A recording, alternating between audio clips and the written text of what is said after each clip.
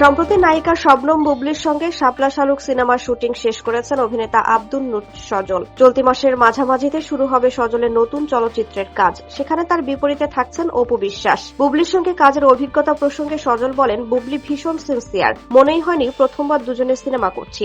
বোঝাপড়াটা বেশ ভালো ছিল। কাজের প্রতি অনেক বেশি দায়িত্বশীল। শাপলা শালুক সিনেমাটি পরিচালনা করেছেন রাশেদা আক্তার লাজুক।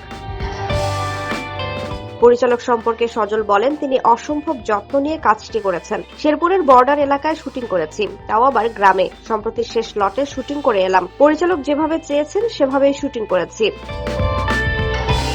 সজল প্রথমবারের মতো অপু বিশ্বাসের বিপরীতে সিনেমা করতে যাচ্ছেন। তার নাম দুর্বার। পরিচালনা করবেন কামরুল হাসান ফুয়াদ। এ বিষয়ে সংবাদ মাধ্যমকে সজল বলেন, দুর্বার মূলত থ্রিলার ঘরানার সিনেমা। এতে অনেক চমক থাকবে। আশা করছি দর্শকদের ভালো লাগবে। অপু বিশ্বাস সম্পর্কে তিনি বলেন, অপু বিশ্বাস অনেক সিনেমা করেছেন, তার অভিজ্ঞতা অনেক। চুক্তিবদ্ধ হওয়ার পর আমরা রিহার্সাল করেছি। ভীষণ আন্তরিক। সংলাপ কিভাবে দিতে হয় তা বেশ ভালো বোঝেন। খুব সহযোগিতা পরায়ণ এবং তার জানার জায়গা বেশি।